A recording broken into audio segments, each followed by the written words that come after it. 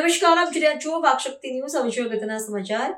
દાહોદ શહેર સ્થિત Rajkrupa institute of નર્સિંગમાં વાલીઓનો હોબાળો. આ ઇન્સ્ટિટ્યૂટમાં સમગ્ર ગુજરાત કરતાં વધુ ફી સંચાલકો દ્વારા લેવાતી તેમજ હોસ્ટેલમાં ફરજિયાત રહેવા માટે વિદ્યાર્થીઓને દબાણ કરાતું હોવાનો આક્ષેપ કરતા વાલીઓ એફઆરસીના નિયમો વિરુદ્ધ આ ઇન્સ્ટિટ્યૂટમાં બેફામ ફી ઉઘરાવતા હોવાના આક્ષેપો થતા સંચાલકોની કામગીરી સામે અનેક સવાલો. મેનેજમેન્ટ કોટા તેમજ સરકારી કોટાના વિદ્યાર્થીઓ પાસે પણ મનમાની ફી લેવાતી હોવાનો આક્ષેપ. હોસ્ટેલમાં નહીં રહેતા વિદ્યાર્થીઓ પાસે પણ હોસ્ટેલ ફી તેમજ મેસ ફી લેવાતી હોવાનો વાલીઓનો આક્ષેપ. ઇન્સ્ટિટ્યૂટ સંચાલકોએ વાલીઓના આક્ષેપને પાયાવિના ગણાવ્યા તેમજ સરકારી ધારાધોરણ પ્રમાણે જ ફી તેમજ હોસ્ટેલ ફી લેવાતી હોવાનું જણાવ્યું. આ પહેલા પણ નર્સિંગ ઇન્સ્ટિટ્યૂટ વિવાદોમાં આવી ચૂકેલી છે. વાલીઓની એક જ માંગ અધિકારીઓ દ્વારા ઇન્સ્ટિટ્યૂટ સામે યોગ્ય પગલાં લેવામાં આવે. રિપોર્ટર જિગ્નેશ બારિયા. બેંગ્લોર હોય, કર્ણાટકની અંદર અધરવાઇઝ કોઈ બી કોલેજ હોય, હૈદરાબાદ હોય, અત્યારે તમે 2 વર્ષથી જોતા છે ને કે બધી કોલેજો બંધ થઈ, બરાબર છે. એ બંધ કરાવવા વાળો વ્યક્તિ હું છું.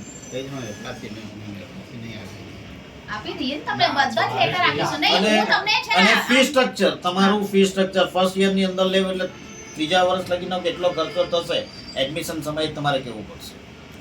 બધું તમને તમે મને આપી જાઓ લિસ્ટમાં, તમને બધું લખી બરાબર સંજયભાઈ, આપણે શું જોઈએ મેં બધું તમને પહોંચાડીશ. કોઈ પણ નવું સ્ટુડન્ટ હવે પછી આવે, પહેલા વર્ષે એડમિશન લો છો તો પહેલા વર્ષે આપીએ છે ને એમની જાણ માટે. પણ આ તમે નોટિસમાં આપ્યું છે એ તો એમ જ સમજવાનો ને.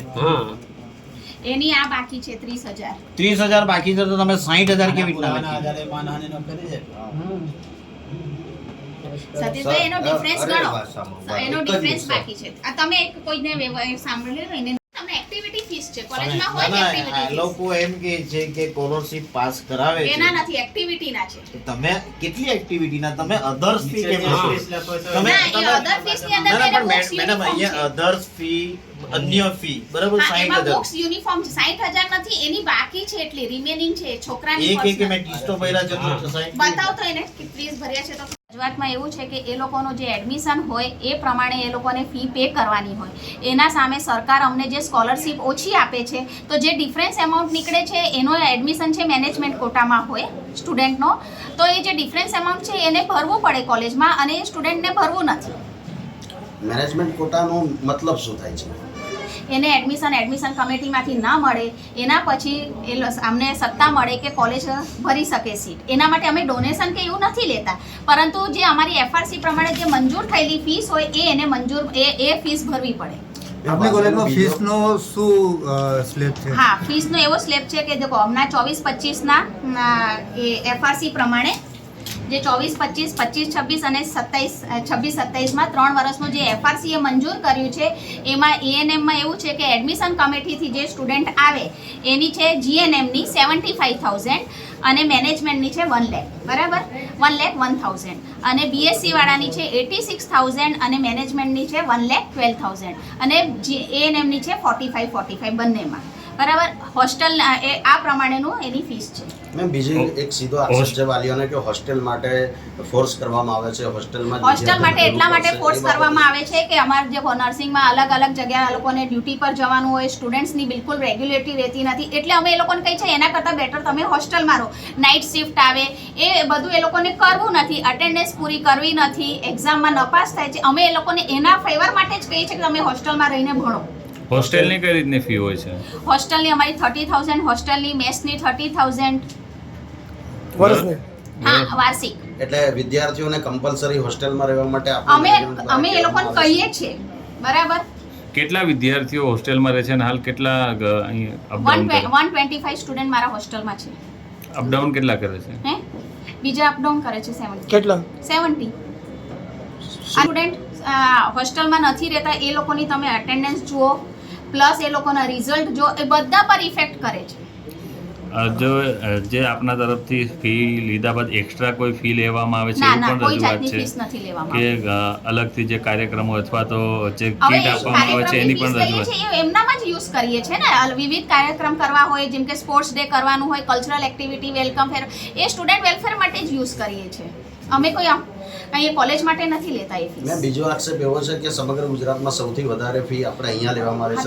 એફઆરસી ધારાધોરણ પ્રમાણેની જ છે. બિલકુલ. ગુજરાતમાં સૌથી વધારે ફી આપણે અહીંયાથી જ લેવામાં આવતી છે. એફઆરસી નો સિક્કો મારેલો છે, ચાર્ટર્ડ એકાઉન્ટન્ટનો સીલ વાળો છે. હવે આમાં તો મારે એઝ એ પ્રિન્સિપલ આ જ લેવી પડે. મારે આનો વિરોધ તો ના જ કરાય. જે મંજૂર થઈને આવી હોય એ જ ફીસ લેવી પડે. ઓકે, આપનું નામ? હા, સોનિયા બેરી. કયા હોદ્દા પર છે? હા, પ્રિન્સિપલ. મારું નામ બાબુ આશીષ કુમાર શૈલેષભાઈ છે અને મેં 23-24ની અંદર ફર્સ્ટ યરની અંદર એડમિશન લીધું હતું અને હું ફર્સ્ટ યરની અંદર હોસ્ટેલમાં રહ્યો ત્યારે મને કીધું કે અધર ફીઝ 90,000 ભરવામાં આવશે. તો મેં એક વર્ષ હોસ્ટેલમાં રહ્યો તો મેં 75,000 ફી ભરી અને સ્કોલરશીપ એમના રિસીપ્ટ કાર્ડથી એમના ખાતામાં જ ગઈ. એટલે કેટલી આવી મને ખબર નથી, બરાબર. અને સેકન્ડ યરની અંદર મેં અપડાઉન કર્યું. મેં એમને ત્રણ મહિના પછી એમને જાણ કરી કે હું હોસ્ટેલમાં નહીં રહું અને ઘરેથી રહું. તો મારી જોડે 60નું પેકેજ કરાયું, પણ અત્યારે મેડમ એવું કહે છે કે તમે ઇન્ફોર્મ 3 મહિના પછી કરી છે. તે 30,000 ભરેલી છે મારી 60,000ની અંદર, તો બી મને 60,000 અત્યારે બાકી બતાવે છે. 60,000 બાકી બતાવે છે. અને તો મેં રજૂઆત કરેલી કે 30,000 બાકી છે, તો એ લોકોએ અત્યારે વધારી દીધી અને તો 3 મહિના હોસ્ટેલમાં રહ્યો એવું કહે છે. નામ શું છે આખું બોલો? મારું નામ બાબુ આશીષ કુમાર શૈલેષભાઈ. કયા વર્ષમાં ભરે છે? 3rd યરમાં છે. કયા ગામમાં રહે છે તું? અપલોડ અને કયા GNM નર્સિંગ. જોહાર. આજે અમે રાજકૃપા ઇન્સ્ટિટ્યૂટ ઓફ કોલેજ નર્સિંગની મુલાકાત લીધી. ત્યાંનો મેજર પ્રશ્ન એ હતો કે વિદ્યાર્થીઓ જોડે ફી માળખું વધારે લેવામાં આવે છે એફઆરસી કરતાં. અને બીજી વાત કે જે સ્ટુડન્ટો સ્થાનિક હોય, નજીકના હોય, એમને પણ હોસ્ટેલમાં રહેવા માટે ફોર્સ કરવામાં આવે છે.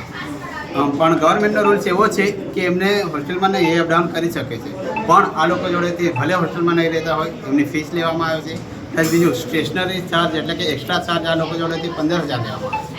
એની જગ્યાએ અમે ગણતરી મારા આવો પેલો સ્ટુડન્ટનો ફોન આવ્યો હતો કે અમારી કોલેજની અંદર બીજી કોલેજો કરતાં ફી વધારે લે છે રાજકૃપા ઇન્સ્ટિટ્યૂટમાં. અને અહીંયા આવીને જોયું તો ઘણું ડિફરન્ટ લાગ્યું છે. ગુજરાતની અંદર બધી અલગ અલગ કોલેજોમાં ઓછી ફી હોય છે. આ ટ્રાઇબલ 95% ટ્રાઇબલ વિસ્તાર હોય તો ત્યાં કોલેજોમાં ફી ઓછી હોવી જોઈએ, તેના જગ્યાએ વધારે છે. કેટલી ફી છે?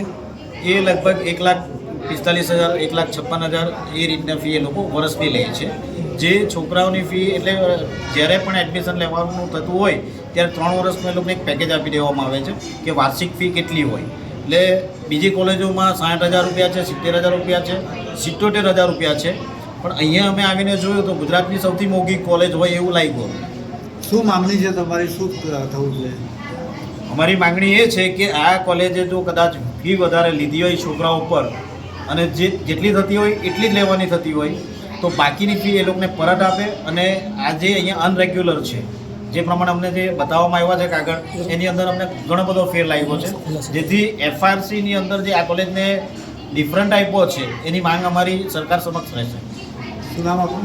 સુરેશભાઈ બલ્લુભાઈ પટેલ. અત્યારે વહીવટી પ્રિન્સિપાલને મળ્યા હતા, વાતચીત થઈ છે, શું આપને જણાવવામાં આવ્યું? મને એમ કીધું છે કે જે તે પરમિશન છે કે જે તે કાગળો છે કોલેજને લાગતા એ અમે તમને આપીએ છીએ અને અમે એને ચકાસણી કરશું અને અમને જરૂર જણાય તો અમે દાહોદ જિલ્લાના કલેક્ટરને તો અમે આવેદનપત્ર આપશું જ, પણ આની ચકાસણી માટે અમે ગાંધીનગર પણ જશું અને જે તે લાગતી વળગતી સંસ્થા હશે એની પાસે પણ જશું.